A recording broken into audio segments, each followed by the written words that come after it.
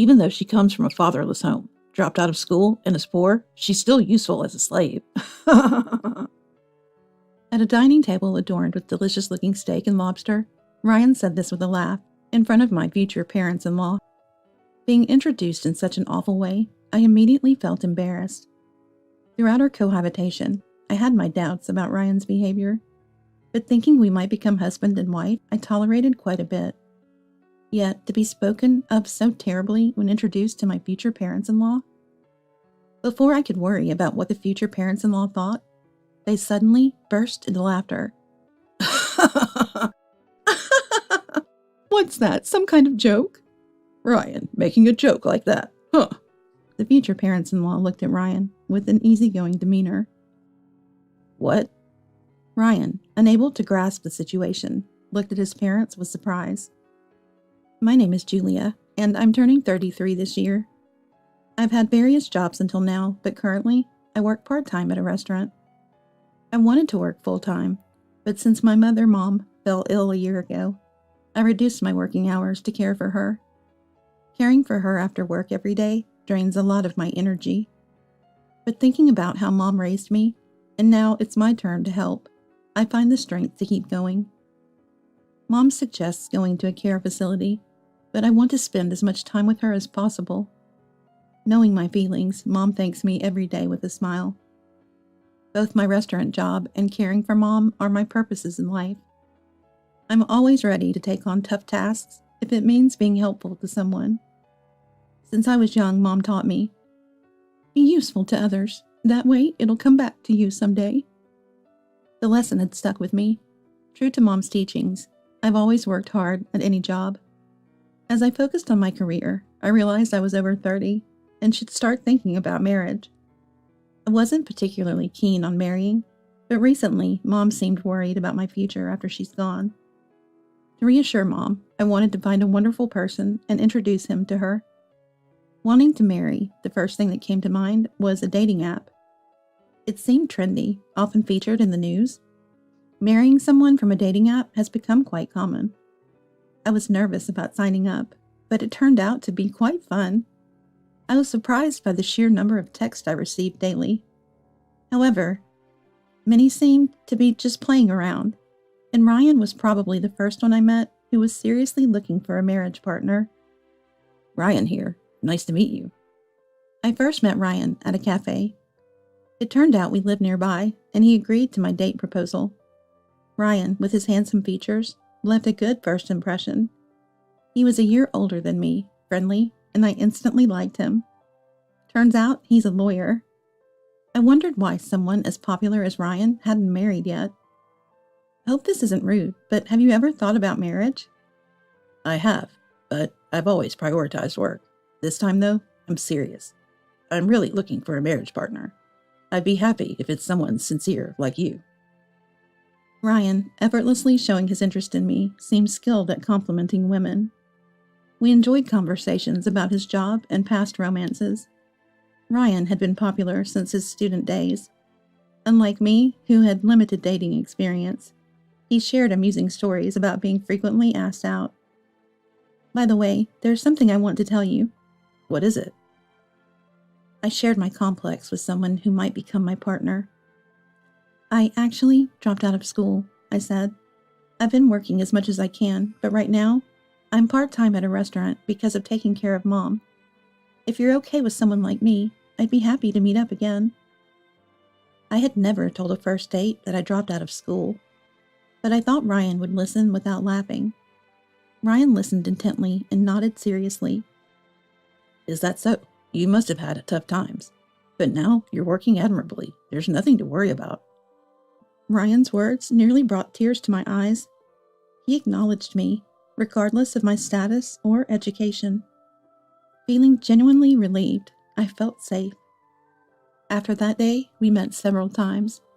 3 months from our first encounter, I confessed my feelings to Ryan, and we started dating.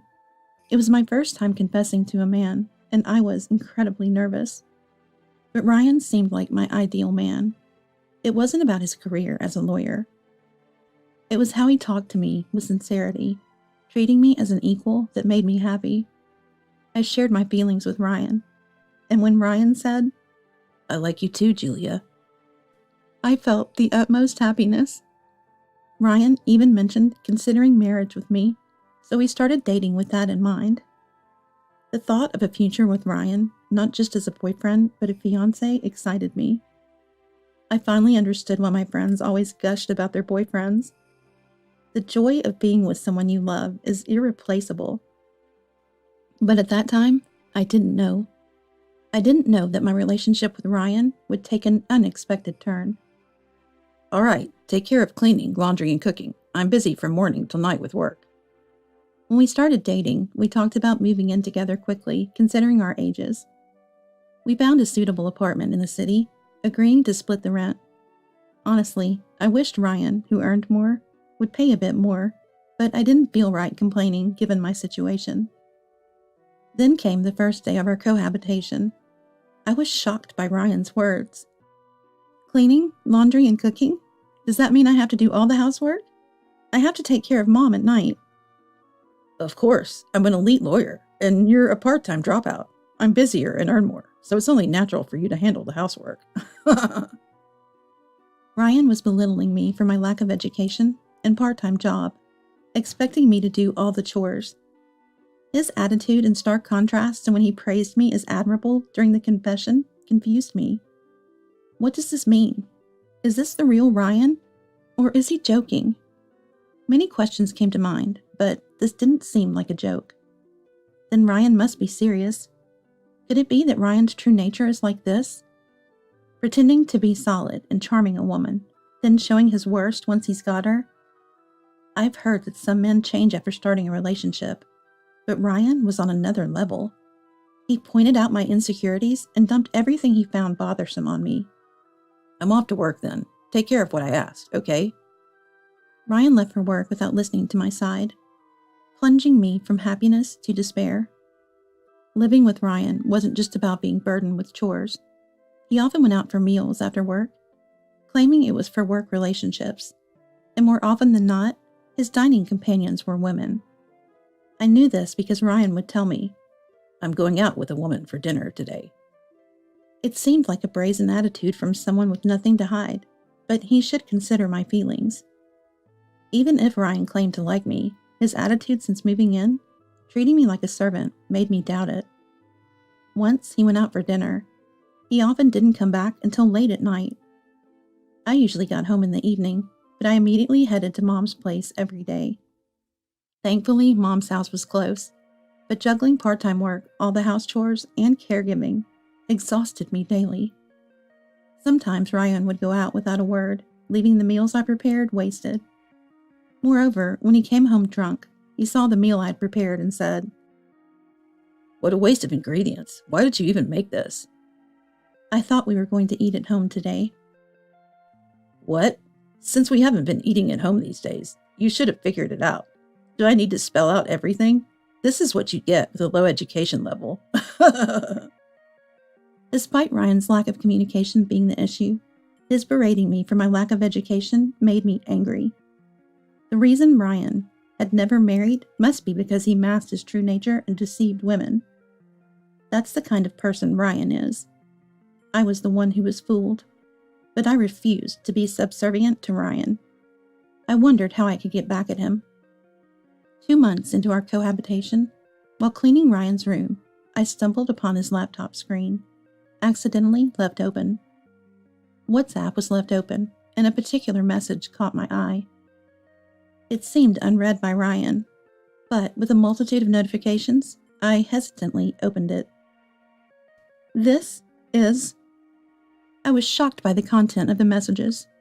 As I opened more, I realized the kind of person Ryan was and felt terrified. I've stumbled upon something unbelievable. Alone in the room, I was trembling with shock and fear, so I took a photo of Ryan's laptop screen with my phone. It was the next day that Ryan invited me to my future parents-in-law's house. I wasn't in the mood after yesterday's discovery, but he had already informed his parents. Thinking it would be rude to cancel now, I decided to leave early. I was supposed to be Ryan's fiancé, but my feelings were complicated. I wondered how to convey my current feelings to Ryan and his parents as I headed to their house. Hello, Ryan has always been a great help.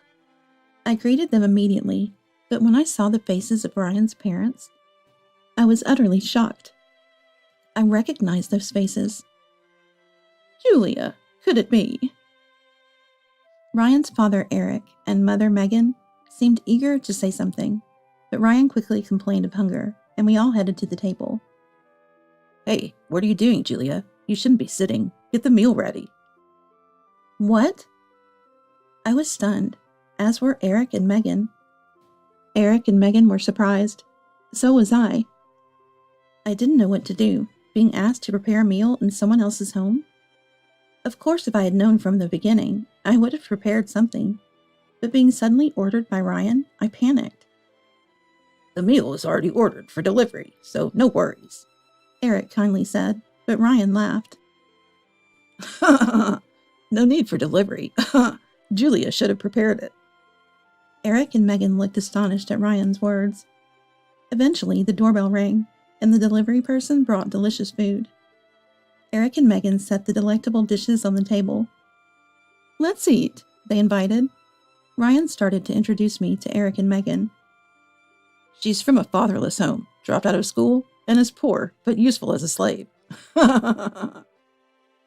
At a dining table adorned with delicious-looking steak and lobster, Ryan said this with a laugh in front of Eric and Megan. I felt embarrassed by such a terrible introduction. Throughout our cohabitation, I had my doubts about Ryan's behavior, but thinking we might become husband and wife, I tolerated quite a bit. Yet to be spoken so terribly when introduced to my future parents-in-law? Before I could worry about what Eric and Megan thought, they suddenly burst into laughter. What's that? Some kind of joke? Ryan making a joke like that, said Eric and Megan, looking at Ryan with an easygoing demeanor. What? Ryan, unable to grasp the situation, looked at Eric and Megan. I observed the three of them. Ryan, are you enjoying this, seeing how we'd react to your comments? What are you talking about? Don't play dumb. You knew we've known Julia for a long time, and you're making weird jokes, right? What? Ryan seemed utterly clueless about what Eric and Megan were saying. Eric and Megan's expressions turned stern as they realized Ryan's derogatory words about me weren't jokes, but his true feelings. You mean, Ryan, you didn't know? You said those things about Julia being a slave thinking it was true? I always speak the truth, but what are you talking about? It was clear that these words were the last straw. Eric and Megan's expressions grew even more severe, glaring at Ryan. We owe a lot to Julia's mom in Mexico. What? Mexico? To Julia's mom? Ryan looked at me confused. I hadn't told Ryan much about my past, so his ignorance was understandable. I decided to explain everything about my connection with Eric and Megan. When I was a student, I went to Mexico. I wanted to broaden my horizons, try working abroad. Of course, Mom objected. She said I could do it after graduating, but knowing our family's poverty, I knew we couldn't afford further education. So against Mom's wishes, I went to Mexico. Ryan's eyes widened as I revealed my sudden school dropout and moved to Mexico. Mom eventually agreed and joined me. I studied and learned Spanish, but it was tough there. However, Mexico was more tolerant of educational background than America, and I managed to find a job, working in various roles. I gradually became conversational in Spanish. Mom too learned Spanish, and we lived comfortably. Work in Mexico? No way someone with your education could. But I did. I even co-founded an IT company with local friends, and it went well. By the time 10 years had passed since moving to Mexico, I had built a decent future, enough to buy a downtown house in cash, and that's when I met Eric and Megan 3 years ago. Eric and Megan nodded deeply to my words. Ryan might remember. Eric and Megan lived in Mexico for a year due to work 3 years ago.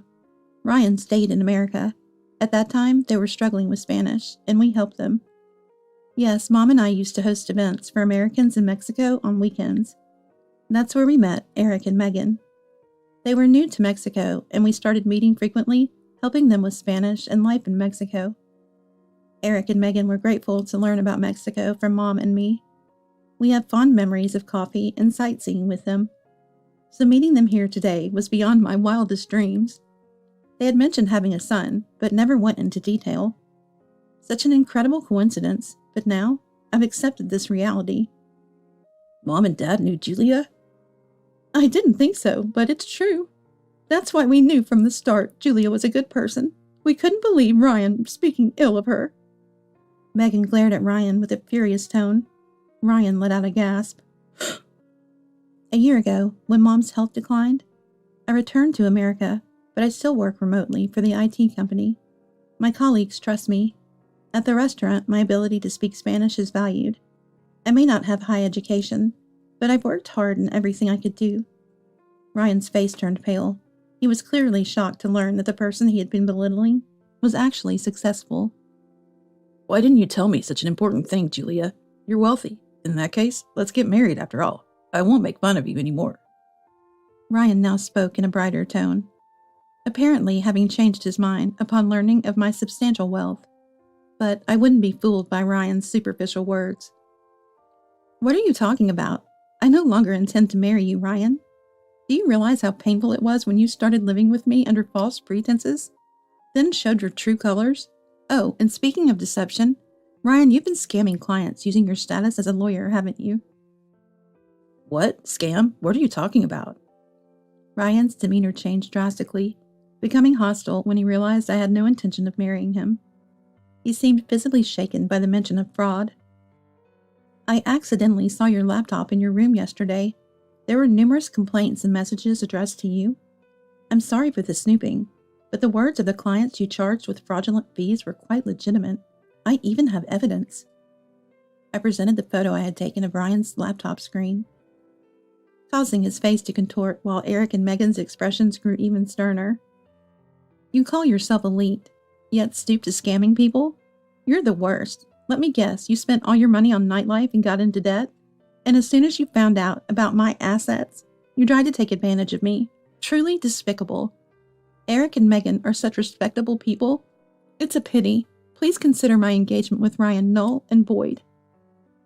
I glared at Ryan as I delivered these final words. Ryan muttered in despair. It's a lie. Eric and Megan seemed to agree with my decision. Go to the police now. Angrily telling Ryan. I'm not going to the police. What are you saying? Do you think you can deceive important clients, hurt Julia, and still find happiness? Foolish. We no longer need a son like you, Ryan. Go to the police now. Eric's shout echoed throughout the house. Stunned, Ryan eventually let out a cry and hurried out of the house. I'm so sorry about Ryan. How can we apologize? Eric and Megan looked down, apologetic. It's okay. I was deceived too. But meeting Ryan led me to you again, and for that, I am grateful. Thank you. Eric and Megan hugged me. We then reminisced about our time in Mexico, and they expressed concern for Mom's condition. They truly are wonderful people. I may have lost a fiancé, but in exchange, I found a precious connection, which was somewhat comforting. Ryan turned himself into the police as promised, and is currently being questioned. I suspect he might have been squandering money on women. He often declared he was going out for meals with them and would leave at night. Without money, Ryan scammed his clients for exorbitant fees to escape debt and even targeted my assets. Even if he's released from police custody, his reputation is ruined and he'll likely lose his job. Eric and Megan told me that Ryan always fought with friends and frequently got into trouble at school, even involving the police.